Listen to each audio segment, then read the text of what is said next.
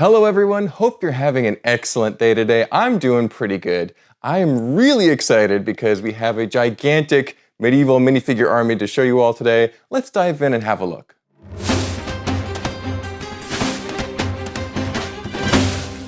Let's begin this video with the humble infantry, a staple and an essential component of every medieval army.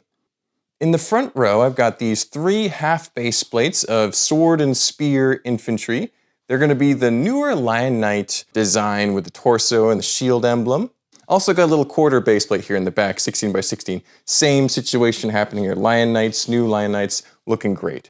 I really like how these figures look, and I'm really happy they're pretty commonly available thanks to the existence of the 90th anniversary Lion Knights castle set that came out a couple years ago.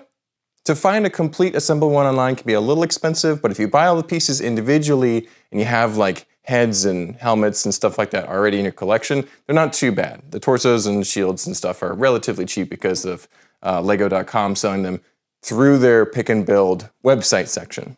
I've pretty much used up all of my newer Lion Knights torsos on these soldiers, but there's, plenty here, so I think that'll be perfectly sufficient for most sieges and battles I'll end up building. Moving all those guys aside, we have a couple other base plates we can talk about here.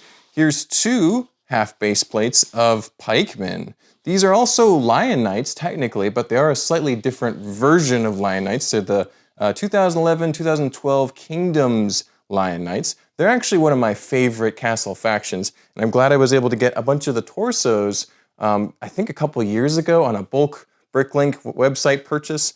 And really happy I did because they're very useful to have now. They're a little bit more expensive, a little more collectible since they haven't made them in many years. The reason I've equipped them as pikemen with these kind of spiky polearms weapons that look kind of like pikes. I think they are called pikes in Bricklink. I have to double check.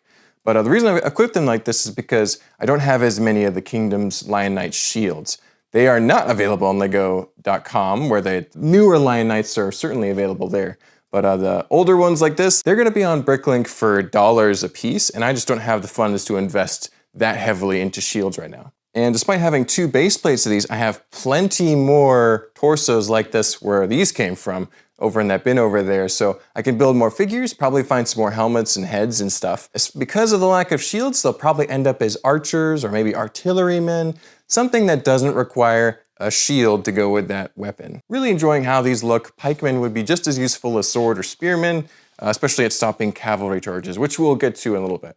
Because I was busy assembling this army and haven't quite finished it to perfect completion, there's going to be a few pieces that aren't quite finished. Here we've got a number of dismounted knights, so these are more knightly looking than the average just ground infantry trooper. They have those bucket helms or even the visor helms that lift up and down. And they would be equipped with swords, maces, or axes or something. I just haven't gotten around to putting them there. I do have plenty of swords in my weapons bin that I can snap on there pretty quick.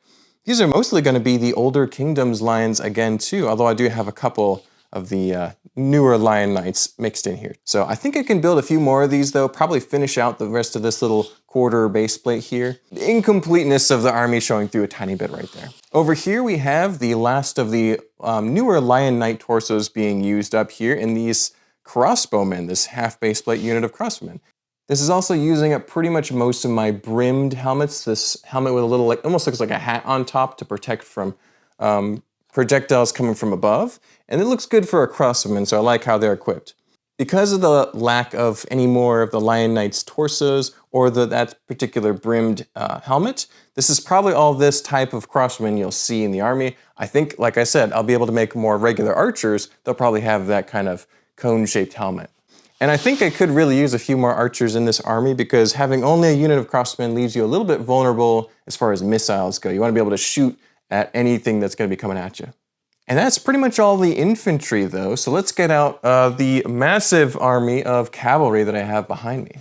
All right, and now in front of me we have a huge army of cavalry, all equipped as knights with lances, many of them also having swords on their sides down on the saddle clip.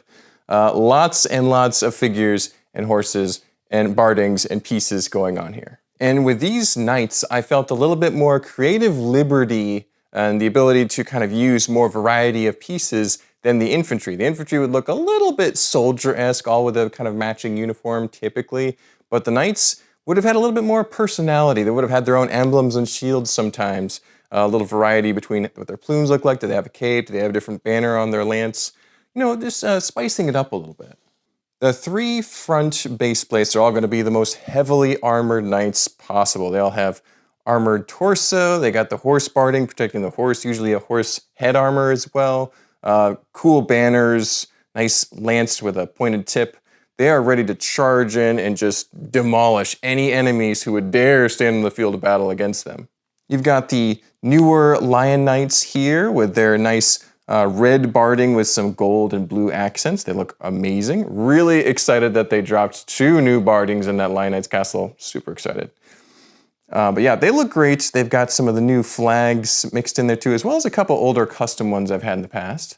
They're also equipped with that kind of unique shield that was available in the Build a Minifig section at the LEGO store for a while. It's that Lion Knight slash quartered with the key emblem. So you have the crossed keys, almost like the Papal States. And it's a really cool shield. It's kind of a taller shield, works well for cavalry. Moving on to the center here, we have more of the Kingdom's Lion Knights appearing once again. I have plenty of bardings from those, most of them with broken clips, but a couple of them are still complete whole and decent shape. With these older horse bardings, you can kind of have more variety with the horse head armor, and so you have silver, you have gold, you have some dragon horse head armor. That's probably the most common horse head armor that's available. It's cheapest on Bricklink Dragon Knights, more widely available. And this is where most of the Kingdom's Lion Knight shields have gone into, because I don't have a ton of them. They're mostly from chess sets and sets that I bought back when they were actually out on store shelves. Haven't gotten as many of those on Bricklink as I'd like. They're a little expensive, like I said. The third front row, the most heavily armored row, is going to be the older Lion Knights. So you have the old Lion Knights horse barding, which is all red with that yellow detailing on the side. I still think it looks amazing. I love the old Lion Knights. They're one of my favorite castle factions. I like them more than Black Falcons and Foresters, just by a little bit, even though I love those other ones too. These guys look great with the extra yellow mixed in. I happened to find the right part number for the flag elements from the new Lion Knights castle, and I ordered a bunch of those just on a whim, spent a little bit of money to get them. But I'm really glad I did, because they all have these giant yellow banners now on their lances, and they look pretty majestic, all kind of waving in the wind. And on these 4 different base plates on the back row, we have a variety of things happening. We have some more newer Lion Knights with the new barding, and we have some knights who don't have any barding. They're a little bit more lightly armored. Maybe they're squires or knights aspirant. Whatever their status, they're ready to fight just as fiercely as the front row knights. You've got some more Kingdom's Lion Knights here. These also feature nice printed torso armor, which I was able to get a bunch of those back in the day. Even though I couldn't find shields, I could find the printed armor, which seems like a very hard to find piece. Anyway, I got a bunch of those and was able to equip a bunch of knights with them. It looks great. A few more of the newer Lion Knights over here on the left, as well as some real variety happening here in the back. You've got a couple Dragon Knights with the Dragon horse armor barding. You've got the red with the blue detailing on the side. You've also got just a few Royal Knights over on the end, and they have the Royal Knights barding, and you got that red, white, and blue color scheme, which still just fits within the kind of color and style that most of my knights are equipped with, not sticking out too much to distract from the overall appearance. This unit on the left over here, we also kind of skipped over at the beginning. You've got some custom shields in here from K-Town Bricks with the white lion on the red background. You've also got a couple of the Fright Knights horse armor barding being used there, because it doesn't have a Fright Knights logo on it, just has a couple black straps and buttons and a few details there, mostly red with a light gray base. I think it still looks fine, matches the color scheme I'm going for my knights. And with a different shield, you can hardly tell it originally appeared in a Fright Knight element. I know that, 10, 20 years ago, younger me would have absolutely flipped at this many cool looking knights of some of my favorite castle factions all arrayed on the table here. So I'm really happy that years of collecting have finally paid off and I'm able to have a big army. Last but not least, I also have my personal SigFig here, all decked out in chrome accessories and pieces. I think it looks pretty cool. This is, of course, Mark of Falworth, if you don't know. He's my personal castle figure, my SigFig. And yeah, he looks pretty majestic, ready to lead this army into battle against monsters or men, whoever may face him. And that's a pretty complete tour of all the castle figures I have assembled right now. Like I've referenced before a little bit, especially during the infantry, I have plenty of castle pieces left over so I can build more eventually. I'm probably not going to do that immediately though, because I'm not sure I want to make castle in 2025. Especially like leading up to Atlanta BrickCon, which is the main convention I'm kind of targeting looking forward. It could totally be castle. I might end up doing that after all, but there's a lot of other themes that are really speaking to me too as I'm starting to plan my next big project. Could be Dune, could be some sci-fi, it could be some Greeks and Romans, could be anything. And castle is definitely part of that list too as I'm kind of taking notes and seeing what pieces I have available. So might see a gigantic castle scene with all these guys either attacking a castle or defending a castle. We'll see. Worst case scenario, they get stored until later use in the future. But yeah, they might be used as early as the next few months. I hope you've enjoyed this little tour of my gigantic castle minifigure army. If you have any questions, don't forget to leave a comment down below. Happy to answer as many as possible. Don't forget to like this video. It helps the YouTube algorithm send this to more people. Thanks for watching, and I will see you on the next video. Bye-bye.